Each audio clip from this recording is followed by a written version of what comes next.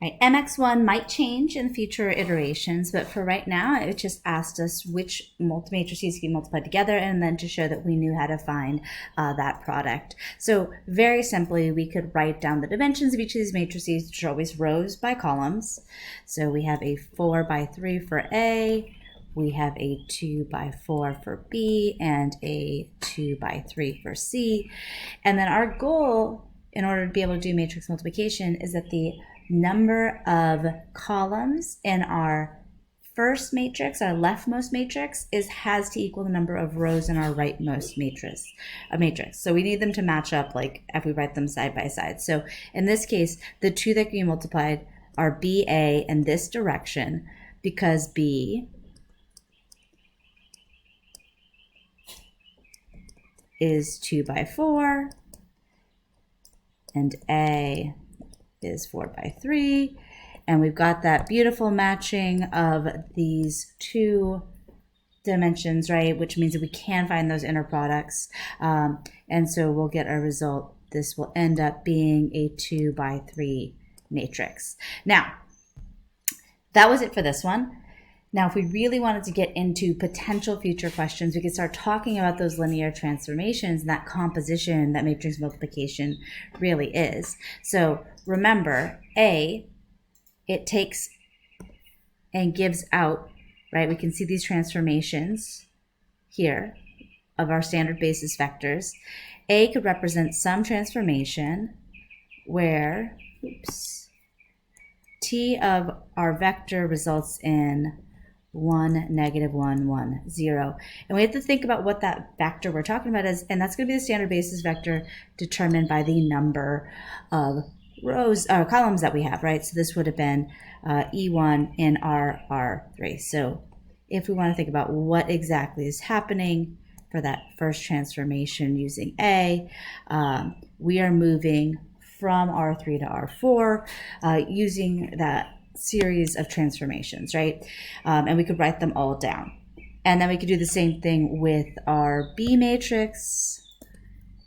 That could represent some other linear transformation. Now that we see sort of where we're headed, that linear transformation is going to start in R4 and give out images in R2, because we can see those vectors that we're going to end up with.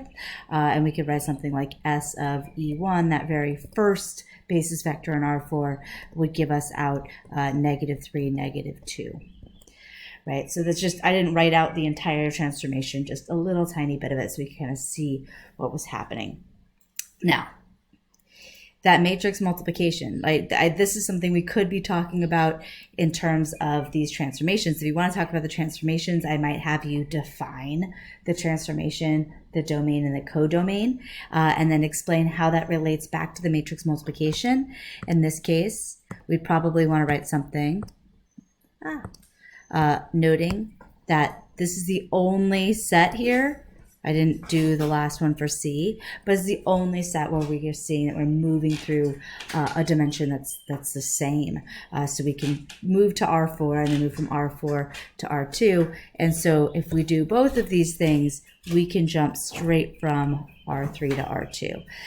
Now, the important thing here, right, is that matrix multiplication is going to be looking something like this, right? Another way to write our T would have been A times some vector, right? That's doing that T transformation.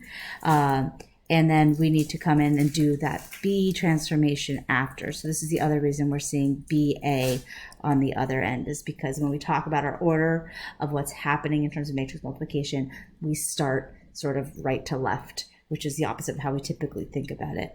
But this is the actual transformation that can happen. This is, my brain is processing slowly, S composed of T of RV, right? That's what we're trying to find, is what that composition looks like. Okay, so then the next one said, show how to find their product. Again, no notes here about the linear transformation, but we'll talk about both.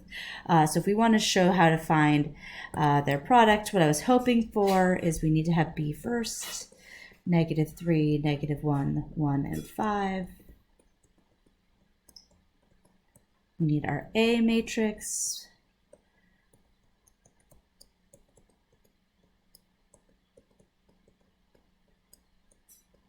Cute. And then we need some demonstration that we know how to find this product. Now, if you did not end up with a 2x3 matrix here, I just immediately marked this wrong. It didn't matter how good your work was.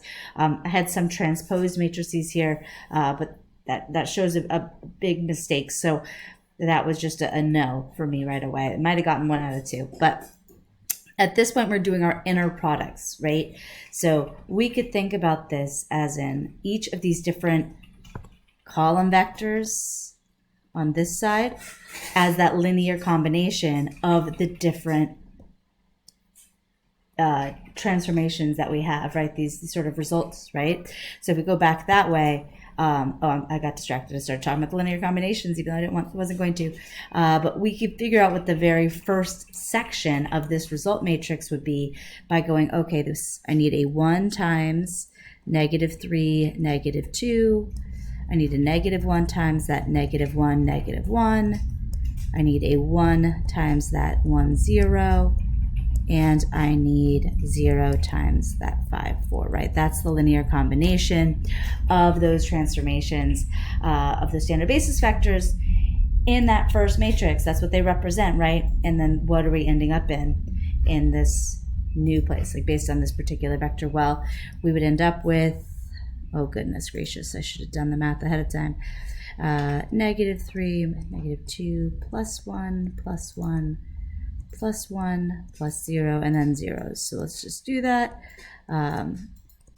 Looks like we have -1, -1. So all this is given me is the first column vector of my result matrix, right? Like that's what I've just found, is that I just got this column in my result matrix. That's -1, -1. Okay, so that's one way to do this. That's the linear transformation sort of idea of this, is to come back here and go, okay, now I have some new vector that I would like to have this transformation applied to, right? And we do the exact same thing. Now I need 0 of that first transformation of our standard basis vector. I need 1 of the next one, so forth, so on. And I could find this next component, right? Now, let's just go ahead and do this in the matrix multiplication sort of algorithm way to get the next thing. We know, because of all that work that we just did, that we're just doing these inner products of our vectors to find each component in this next column. So I'm going to go ahead. I'm in column 2 of that A matrix. I'm in row 1 of our B matrix, and I'm just going to find that inner product. So if I want to show my work here, maybe I'll do this off to the side just because I don't want to have an ugly matrix. So I'll do -3 times 0 plus -1 times 1 plus 1 times -2 plus 5 times 3, provided I didn't mess anything up. Type that in a calculator, just do it by hand. 1 minus 2 is -1, plus 15 is positive 14. So there's 14. I can do the same thing with the next row, finish off that column vector in my result. All I have to do is change out those first elements, because that second vector stayed the same for that inner product. Trying not to get distracted as I talk. 4 times 3. So everything else stayed the same. 0, 1, and 12, -1 and 12, so that makes us 11. Right, and at this point, obviously, you could just do the next one in your head. You could do it in your calculator, however you want to get this final answer. But I needed something along these two lines, either this sort of work shown for at least one element of the matrix, or this sort of work shown to sort of get that column. And you actually see this first side, this blue side, is really lovely if you want to think of like you're doing both of these things in the same move, and it has a much more of a feel like our linear combinations and all the work we've done with vectors. So there's less of memorization, I think, in that particular setting. So again, if we're thinking about what's happening here, it's like we're treating each of these vectors in that A matrix as something we're going to go ahead and do the transformation of in our B, right, from that B matrix. And then we're saying, okay, what's the result? and then let's put them all back. Because in reality, we don't have any, these are not the result vectors, these are the transformations, and we're seeing how those two transformations in tandem work. But this is where we're headed, and that is a potential thing that I could ask next time around. I don't know what I'll do, but I do see myself maybe modifying this in some way to tie in those linear transformations a bit more. So I'll go ahead and also link a really lovely 3 blue, 1 brown video about that idea below. So if you want to get a little bit more of an understanding about that, you'll have it.